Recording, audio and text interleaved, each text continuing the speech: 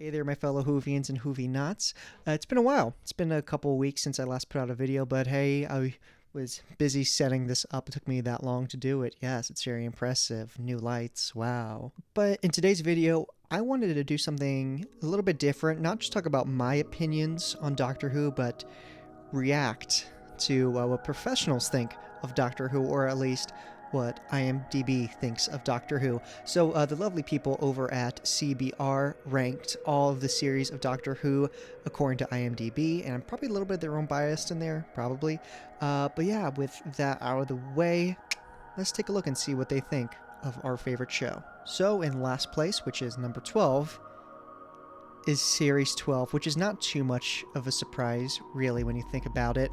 To be honest, Series 12, in hindsight, is not very good, but watching it when it was coming out and being debuted, it was pretty good. I still think it's better than Series 11 in separate little quantities, but as a whole, yeah, I kind of agree that it's not good. The child is you.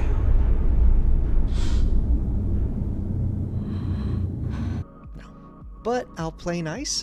Series 12 does have a couple good episodes. The ones that stick out in my head would be Fugitives of the Jadoon.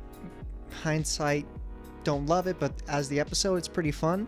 Fun little twist at the end. Spyfall Part 1 I thought was really fun. Part 2 was, not as good, but you know, what are you gonna do? And the episode with the finger monsters, I can't really remember that, but I'll probably put it somewhere. Whoops. Alright, so at number 11 we have Series 11. Not that surprising. Series 11, lackluster. It's the best word I could describe it, is lackluster. There are definitely good elements of Series 11. It takes you away. It's probably the highlight of that series. That and Rosa definitely are the highlight of that. But everything else is kind of forgettable. Alan Cummings was in an episode. I totally forgot about that. Probably not the only one. It's not very good. Next, number 10, Series 7. I am not shocked at all that this is as low as it is. The first half of Series 7, it's pretty good. I mean, it has one of my favorite 11 stories, Town Called Mercy, I believe. Such a good episode. Sometimes, it's a little dicey with other Doctor Who fans with their thoughts and views on how 11 reacts to a certain thing. No spoilers here, but yeah, I felt like it was a really, really fun episode with a lot of good character building moments. But yeah, Series 7 Part B, it's not good. It's not good. Part of that is due with the mystery box that is Clara Oswald. She is not good with 11, in my opinion. Her and 11 are an awful pairing, in my opinion. Her with 12, oh, give me that all day, every day. Mwah. But her with 11 really tanked the show. Yeah, not a good era. Next. Alright, so this is where I tend to disagree. Number 9, Series 10. Now, I know Series 10 isn't perfect. They entitled it in the article, it's no one's favorite. I really like Series 10. It's a really fun series. The Monk Trilogy is the Monk Trilogy. You can just look past that. It's not very good. But everything else in that series, I feel like is really, really, really, really good. Like, I love Oxygen. Knock Knock is a good little bit of horror, and of course World Enough in Time, beautiful episode. I thought it was absolutely amazing, and of course the Doctor Falls is great, absolutely great. So I don't understand why Series 10 gets the hate that it does. I think it's a fantastic series. Next, remember when I said I started to disagree with this list? I'm still disagreeing with it. At number 8, Series 8. Reaffirm what I just said about I don't understand why Series 10 doesn't get enough love. Same thing with Series 8. Series 8, like, yeah, it doesn't have the greatest of introductory episodes. Deep Breath is kind of a weak intro Doctor episode, but Series 10 is so... Series 8 is so good. So is Series 10, but we're talking about Series 8. Series 8 is so good. I mean, Time Heist, Flatline, Mummy and the Orient Express. Just so many amazing concepts and fun episodes. Yeah, I can see to some like why some people would not love Peter Capaldi's more angry Scottish man doctor, but I love that. Like, I love a grumpy doctor. Like when Jodie Whittaker started to become grumpy in series 12, I was like, oh yeah, okay, now I'm starting to like this. But besides that, series 8 doesn't get enough love it deserves. Is it the best?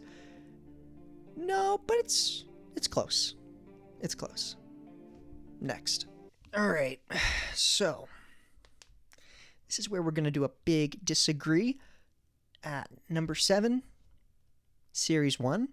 Like, how could you rank Series 1 not in your top 3? It just doesn't make sense. Like, Series 1 is such a solid series. Like, yeah, there are some silly things into it, like Plastic Mickey is weird. The Celine with the whole farting thing, I understand if you're an adult you wouldn't like that, but come on, farting is funny. We all agree that that's the truth. But besides that, just series 1 is such an amazing story. Like, it's all one beautifully gift wrapped character arc, which I think makes Christopher Eccleston one of the best doctors. I love character development in doctors. It's far and few between, but that's why my favorite doctors are Peter Capaldi and Christopher Eccleston, because that beautiful character development. But I digress. Putting Series 1 in the 7th place is so weird. So weird. Series 1 still has the best Doctor Regeneration stories in New Who history, maybe Classic Who? I don't know. Is that a hot take? I don't think it is. I think that episode's so good. Just, Coward or Killer. Oh, beautiful. Beautiful series. Deserves a lot better than 7th. Weird. Next. Alright, so I can kind of agree with this one. At number 6, Series 6. I don't know. There's not a lot that sticks out in my head for Series 6. I mean, of course, we have the spoilers if you haven't watched it. 3, 2, 1. Like when it turned out that River Song was Amy's kids. Yeah, it was cool, but like we rarely saw her after that. Like, she was a big part in Series 6, but in Series 7, I don't even remember how many times we saw her. Maybe 2, maybe 1. It's kind of weird to just focus a whole character off that twist and just never bring them back into the fold. I don't know. Series 6 is it's good. Just a terrible ending. Oh well. Next. At number 5, Series 9. I don't know. I tend to not think Series 9 is the best Capaldi series, at least in my opinion. That would probably be Series 8, some days Series 10, depending on my mood. But yeah, Series 9, it's definitely an interesting one, like the highest of highs with Hellbent. Just masterclass of writing. Beautifully directed, beautifully acted. Just, I did a whole episode off that episode, so I have a lot to say about it, so I'm going to keep it brief. But Series 9, it's the series of the 2-parters, except for that one Sandman episode, which is bad. It has a great second story to it. I believe it was Before the Flood. Like that, the first part of that was great. The second part was unfortunately disappointing, but like it was fun. Just Series 9 is average for me. It's good, but 5 is a little too high for it. Next, at number 4, Series 5. Fair. Absolutely fair. I mean, Series 5 is definitely a really, really great jumping on point for people who've never watched the show, so it definitely has that going for it. It also has Vincent and the Doctor, which... it's the best. It's so good. Like, chef's kiss. It also has an amazing, amazing, amazing series finale with the Pandorica opens and the Big Bang. Such a fun time with those two-parters. But besides that, Series 5, you know... It's good. It's good. Is it my favorite? No, but is the best Matt Smith? Yeah, Matt Smith after that, you know, is unfortunately not handed the greatest of scripts. It's unfortunate. Oh well. Next. This one's kind of surprising. At number 3, Series 3. It's kind of an underrated series in my opinion. Like not enough people talk about it, especially Martha. I also did a whole episode about Martha. So if you haven't seen it, please check it out. I'll leave a thing somewhere. I don't know. I mean, Martha is definitely an underrated character. Her introductory episode is absolutely brilliant. It's such a fun 45 minutes. Great time. There's a couple of duds in there for me, particularly. I mean, 45 is Chip Null's first episode, so obviously it's bad. And then the second part of the series finale is not it, Chief. It's not it, Chief. It's Doctor Who magic nonsense, and that's Doctor Who at its absolute worst, in my opinion. Yeah, just kind of it's an okay series. Is it number 3 worthy? Debatable. Next. Continuing the tradition of having the series numbers match the number, number 2, Series 2. Series 2, I think people tend to watch with nostalgia rose-tinted glasses a lot, 3D glasses in particular. It's definitely fun. It's just Series 2 I think tend to be thought of as like oh, Series 2, isn't that such a fun time? Series 2, that's the peak of Doctor Who. Is it? Like, I don't know.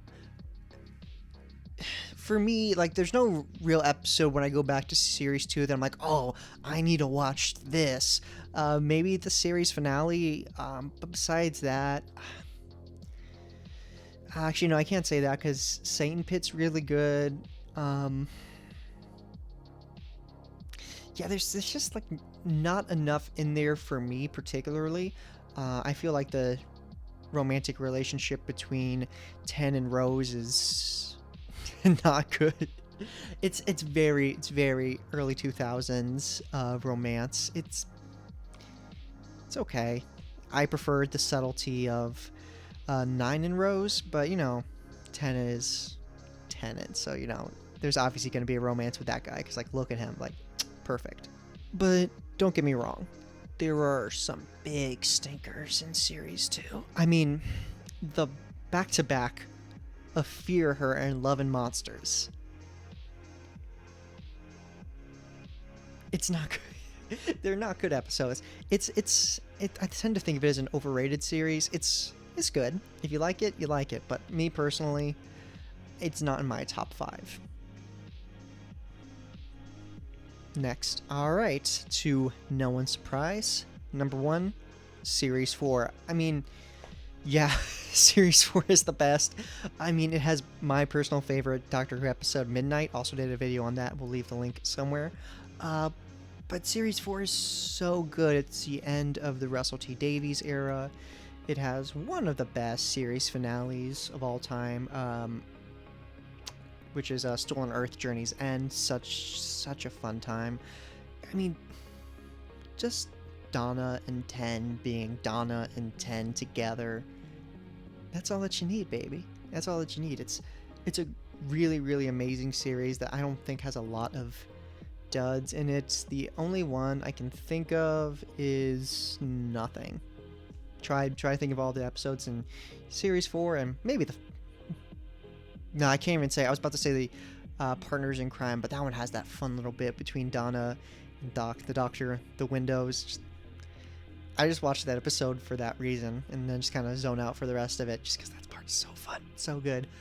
But yeah, I mean, Series 4 definitely deserves all the love and respect that it gets. So, hey, that's just my opinion, but if you have any opinions that differ, leave them in the comments section down below. If you want me to do anything else similar to this or do something a little bit different, leave it in the comment section down below. If you enjoyed this video or just enjoyed me, please give it a like, and please consider subscribing.